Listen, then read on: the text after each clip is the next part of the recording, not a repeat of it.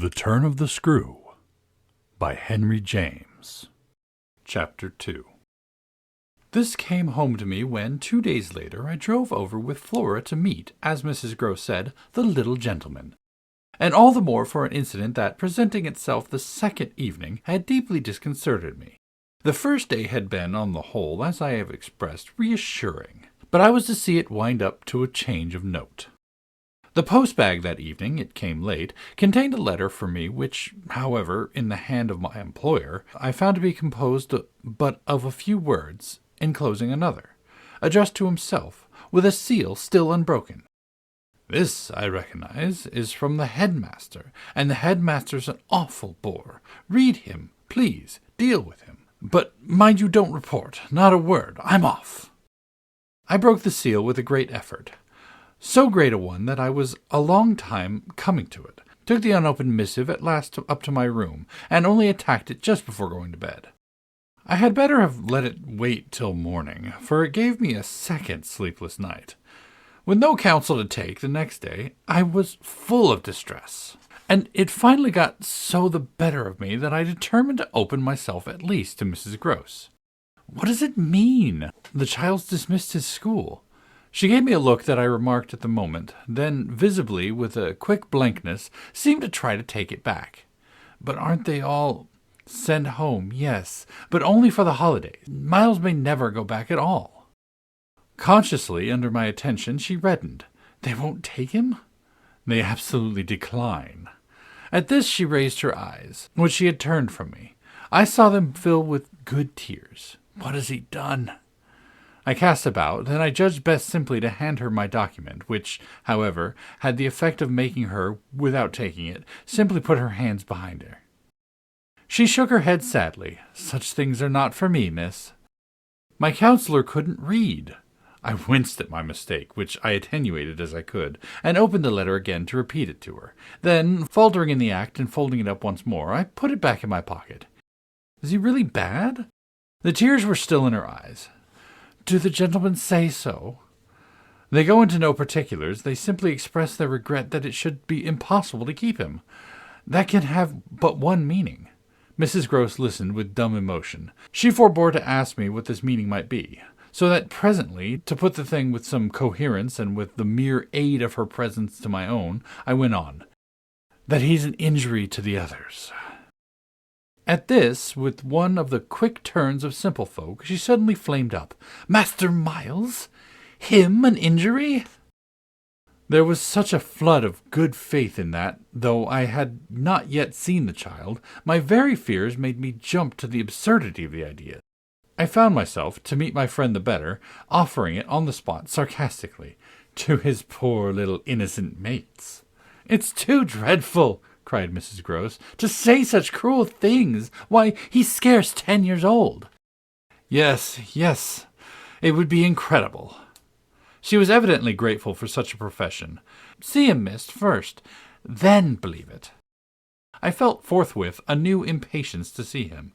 It was the beginning of a curiosity that, all the next hours, was to deepen almost to pain. Mrs. Gross was aware, I could judge, of what she had produced in me, and she followed it up with assurance.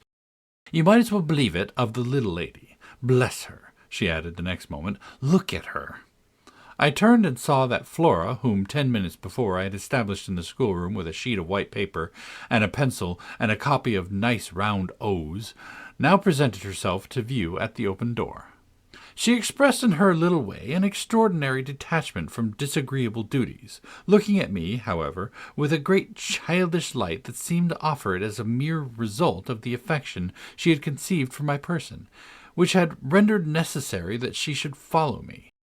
I needed nothing more than this to feel the full force of Mrs. Gross' comparison, and, catching my pupil in my arms, covered her with kisses in which there was a sob of atonement.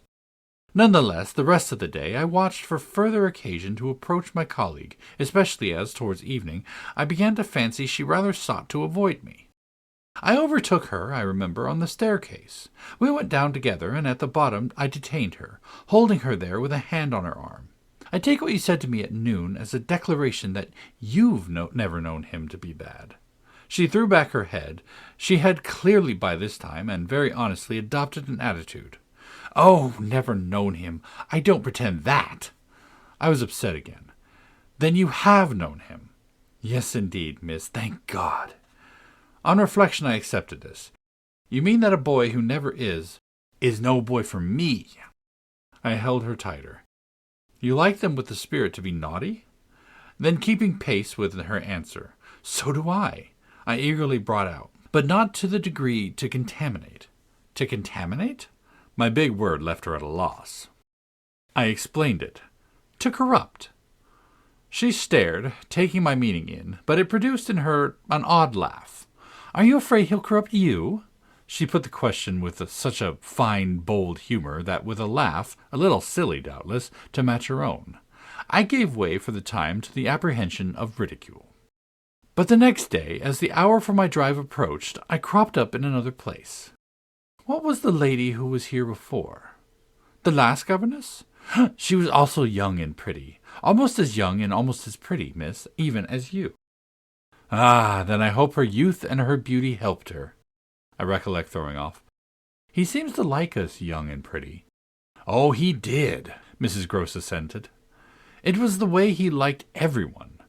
She had no sooner spoken, indeed, than she caught herself up. "I mean to say that's his way, the master's." I was struck. "But of whom did you speak first?" She looked blank, but she colored. "Why, of him." "Of the master? Of who else?" There was so obviously no one else that the next moment I had lost my impression of her accidentally said more than she meant, and I merely asked what I wanted to know. Did she see anything in the boy that wasn't right? She never told me. I had a scruple, but I overcame it. Was she careful, particular? Mrs. Grose appeared to try to be conscientious. "About some things, yes." "But not about all?" Again she considered. "Well, miss, she's gone. I won't tell tales." "I quite understand your feeling," I hastened to reply. But I thought it after an instant not opposed to this concession to pursue. "Did she die here?" "No, she went off." I don't know what there was in the brevity of Mrs. Grose's that struck me as ambiguous. "Went off to die?" Mrs. Grose looked straight out the window, but I felt that, hypothetically, I had a right to know what young persons engaged for Bligh were expected to do. "She was taken ill, you mean, and went home?" She was not taken ill so far as appeared in this house. She left it, at the end of the year, to go home, as she said, for a short holiday, to which the time she had put in had certainly given her a right. We had then a young woman, a nursemaid, who had stayed on and who was a good girl and clever, and she took the children altogether for the interval. But our young lady never came back, and at the very moment I was expecting her I heard from the master that she was dead. I turned this over. "But of what?" "He never told me. But please, miss," said Mrs. Grose, "I must get to work." End of chapter 2.